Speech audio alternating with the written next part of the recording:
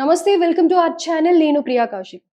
జగన్ నిన్న లండన్ నుంచి ఇండియాకి వచ్చేసారు. అయితే తన చిన్న కూతురు వర్షారెడ్డి గ్రాడ్యుయేషన్ డేని అటెండ్ చేసేసి వచ్చారు. దీని గురించి డిస్కస్ చేద్దాం. ప్రస్తుతం మనతో పాటు సీనియర్ జర్నలిస్ట్ భరద్వాజ్ గారు ఉన్నారు. హలో సార్, నమస్తే. జగన్ దంపతులు ఇద్దరు కూడా లండన్ కి వెళ్ళి తిరిగి రావడం జరిగింది. అయితే నిన్ననే వచ్చారు. అయితే వచ్చి రాగానే తాడేపల్లికి వెళ్తారు అని చెప్పి ఫీజు పోరు ఒకటి మొదలు పెట్టిపోతున్నారు అని చెప్పేసి అని అంటున్నారు. సో దీని పూర్తి వివరాలు ఏంటి?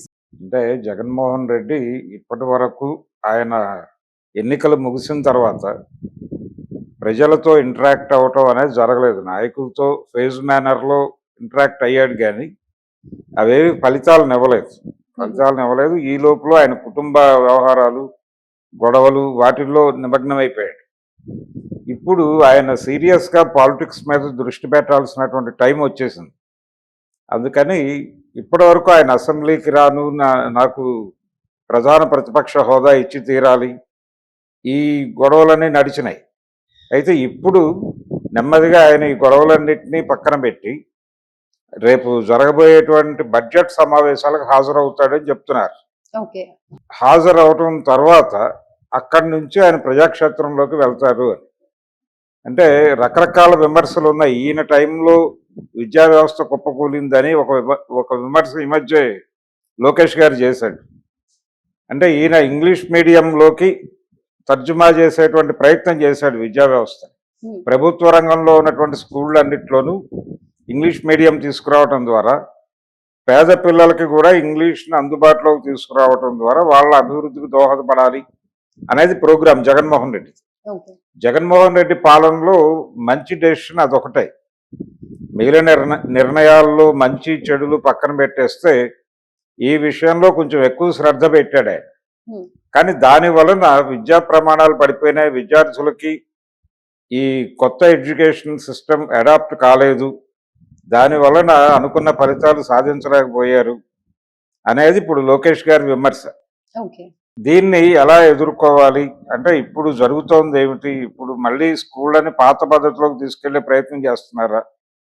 అలాగే తన హయాంలో పేద ప్రజలకు ఇచ్చినటువంటి అనేక సంక్షేమ పథకాలు, వాటి తీరుతెన్నులు ఏమిటి? ఇప్పటికీ అవి కొనసాగుతున్నాయా లేదా?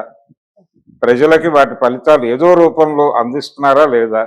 దీంతోపాటు ఎలక్షన్ టైంలో వాళ్ళు ఇచ్చినటువంటి హామీలు, తెలుగుదేశం పార్టీ కావచ్చు, కూటమి భారతీయ జనతా పార్టీ, జనసేన, తెలుగుదేశం పార్టీలు కలిసి ఇచ్చినటువంటి హామీలు అమలు పరిస్థితి ఏమిటి, ప్రజలు ఎలా ఉన్నారు అనేది నేరుగా ప్రజల నుంచి తెలుసుకునేటువంటి ప్రయత్నం. అంటే ప్రజల సమీక్ష ఏమిటి, ఎంతకాలం ప్రభుత్వం నడుస్తోంది, ఈ ప్రభుత్వం మీద ప్రజలు ఏమనుకుంటున్నారు అనేది ప్రజల నుంచి నేరుగా తెలుసుకుని దానికి తానేమి చేయగలను అనేది ఆలోచించుకోవటానికి ఒక ప్రయత్నం చేస్తూ ఆయన ప్రజాక్షేత్రంలోకి వెళ్తాడు అనేటువంటి మాట వినిపిస్తోంది. దీనికోసం పార్టీ యంత్రాంగాన్ని సిద్ధపరచుకునే కార్యక్రమం ఇప్పుడు ఆయన తాడేపల్లిలో చేపట్టబోతోంది. అంటే ముందు మెకానిజం ఏమిటి? ఇప్పటికే ఒక గొడవ ఉంది. ఆ పార్టీలో నాయకుల్లో కొంతమంది అజ్ఞాతంలోకి వెళ్ళిపోయారు, కొంతమంది బయటకి కనిపిస్తున్నా పార్టీ నుంచి బయటకు వెళ్ళిపోతున్నారు, రాజకీయ సన్యాసం తీసుకుంటున్నారు. నిన్న విజయసాయి రెడ్డి రాజకీయ సన్యాసం తీసుకున్నాడు. ఆయన బయటకు వెళ్ళిపోయాడు, రిజైన్ చేసి. రాజ్యసభకు కూడా రిజైన్ చేశాడు. అలాగే రాజ్యసభ సభ్యులు ఒక్కొక్కరుగా రాలిపోతున్నారు. ఈ కండిషన్లో పార్టీని రీఆర్గనైజ్ చేసుకోవాల్సినటువంటి అవసరం ఉంది. ఈ రోజు రేపు సజ్జల రామకృష్ణారెడ్డి కూడా వెళ్ళిపోబోతున్నాడు అని ఒక వార్త సర్క్యులేషన్ లో పెట్టారు ఆల్రెడీ. కాబట్టి క్రైసిస్ మేనేజ్మెంట్ చేయాలంటే తను బయటకు రావాలి.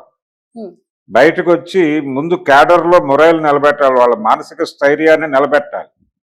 ఆ నిలబెట్టడం కోసం ఏం చేయాలి అనేటువంటి ఆలోచనలో ఇప్పుడు జగన్ ఉన్నాడు.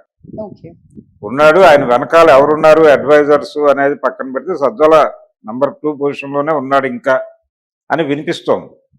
అంటే ప్రధానంగా తను గతంలో తన వైపు నుంచి జరిగినటువంటి లోపం ఏమిటంటే ఎవరికి యాక్సెస్ ఇవ్వకపోవడం. అలాగే నేను మేట నొక్కుతున్నాను, డబ్బులు వెళ్ళిపోతున్నాయి, ఇంకేంటి వాళ్ళతో మనం యాక్సెస్ అయ్యేది, పని జరిగిపోతున్నప్పుడు ఇంకా మనకెందుకు అని చెప్పి ఆయన పూర్తిగా తన తాడేపల్లి ప్యాలెస్కే పరిమితం అయిపోయాడు. ఇదే తనకి ఇబ్బంది పెట్టింది. అంటే కనీసం ఎమ్మెల్యేలకి, మంత్రులకి కూడా ఆయన యాక్సెస్ ఇవ్వలేదు. ఇది ప్రధానంగా ఒక ఇబ్బందికరంగా మారింది. అంటే మొత్తం అంతా ఆయనే చూసుకుంటున్నాడు కదా, మనదేముంది అన్న పద్ధతిలో వీళ్ళు వ్యవహరించారు కింది స్థాయి నాయకులు. ఇప్పుడు పరిస్థితి ఏంటంటే ఆయన టూర్ ప్రోగ్రామ్ ఆర్గనైజ్ చేయడానికి కూడా ఎవరికి చొరవలేని పరిస్థితి దాపురించింది. ఉమ్, అందుకని పార్టీని రీఆర్గనైజ్ చేసుకోవాల్సినటువంటి అవసరం ఉంది. బడ్జెట్ సమావేశాల కంటే ముందే జరగాలి.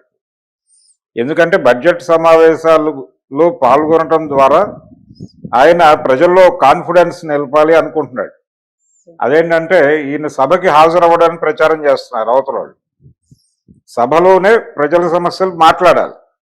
ఆ మాట్లాడేందుకు సభకి నాయకుడు వెళ్ళకపోతే ఎమ్మెల్యేలు ఈ 11 మందిని మేము ఎందుకు ఎన్నుకున్నాం అంటారు కదా ప్రజలు. అవును.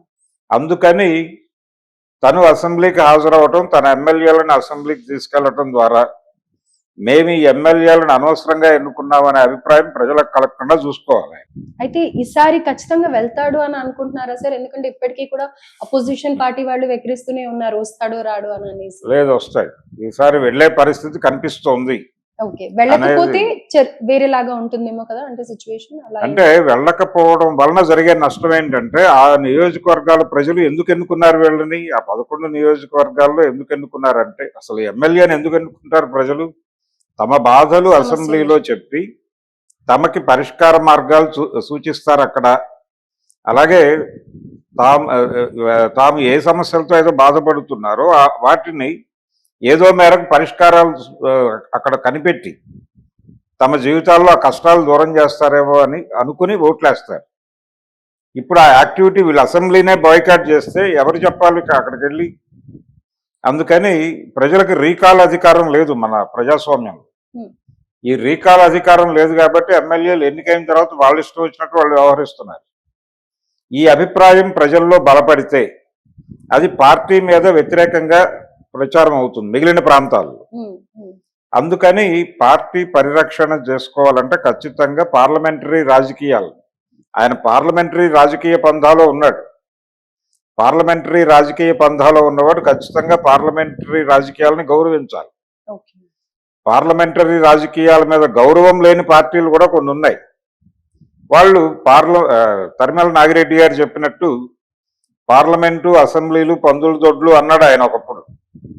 అక్కడే అసెంబ్లీలోనే నిలబడి అన్నాడు ఆ మాట అని రిజైన్ చేసి వచ్చేసాడు ఆయన. ఇంకా నేను జీవితంలో ఈ అసెంబ్లీకి కానీ పార్లమెంట్కి కానీ వెళ్ళను అని. అలా అది ఒక ధోరణి. ఆ పరిస్థితుల్లో జగన్ లేడు ఇప్పుడు. తరిమల నాగిరెడ్డి గారి పరిస్థితుల్లో జగన్మోహన్ రెడ్డి లేడు కాబట్టి ఈయన ఇప్పటికీ పార్లమెంటరీ బంధాన్ని నమ్ముకుని ఉన్నాడు. అందుకని ఖచ్చితంగా పార్లమెంటు పద్ధతుల్ని గౌరవించి ఖచ్చితంగా ఇన్ని గంటల సభకి హాజరు కావాలని ఒక నిబంధన ఉంది. అది కనుక పాటించకపోతే వీళ్ళు అనర్హులయ్యేటువంటి ప్రమాదం కూడా ఉంది. ఓకే, సో మొదటికే తన పార్టీ కానీ తనకు కానీ ప్రమాదం ఉంది కాబట్టి ఇంకా వెళ్తారు ఖచ్చితంగా. బడ్జెట్ సెషన్ ఖచ్చితంగా హాజరు కావాలి. ఎందుకంటే ఒక సంవత్సరం పాటు ప్రజల కోసం వాళ్ళు ఏం ఖర్చు పెట్టబోతున్నారు, ఏ ఏరియాల్లో ఖర్చు పెట్టబోతున్నారు అనే దానికి సంబంధించిన పద్దు వివరిస్తారు అక్కడ ఆర్థిక మంత్రి గారు. వివరించినప్పుడు ప్రైమ్ లొకాలిటీలో ఇన్వెస్ట్మెంట్స్ వెళ్తున్నాయా లేదా, ప్రజలకి అవసరమైనటువంటి రంగాల మీద ఏ మేరకు శ్రద్ధ చూపించారు, ఏ మేరకు కేటాయింపులు జరిపారు అనేది చెక్ చేయాల్సింది వీళ్ళే, ప్రతిపక్షమే. చెక్ చేసి ప్రభుత్వాన్ని గైడ్ చేయాల్సిన బాధ్యత కూడా వీళ్ళదే.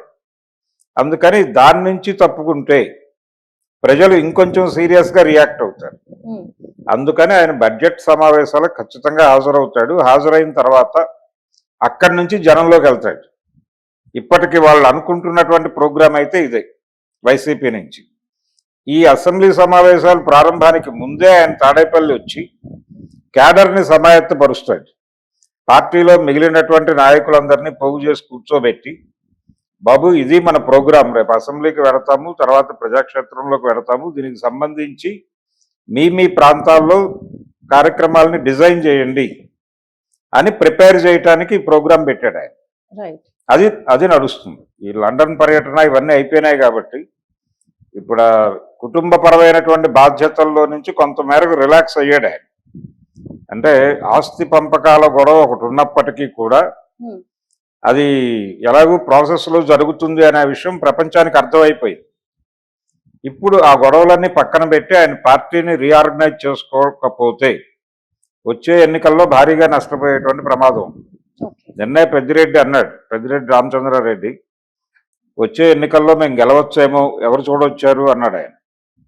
కాబట్టి ఇలాంటి అభిప్రాయాలు ఇలా ఈ మాట్లాడే వాళ్ళు కూడా తరిగిపోతే ప్రమాదం అవుతుంది. అందుకని ఇమ్మీడియట్గా కింది స్థాయి క్యాడర్ని కూర్చోబెట్టి రీఆర్గనైజ్ చేసుకుని వాళ్ళని పనిలోకి దింపాలి. ఎందుకంటే ప్రభుత్వానికి సఫిషియెంట్ టైం అయిపోయింది, హనీమూన్ పీరియడ్ అయిపోయింది. ఉమ్, కాబట్టి ప్రజలలో ఈ ప్రభుత్వం మీద ఎలాంటి అభిప్రాయం ఉందనేది తెలుసుకోవడం వీళ్ళకే అవసరం.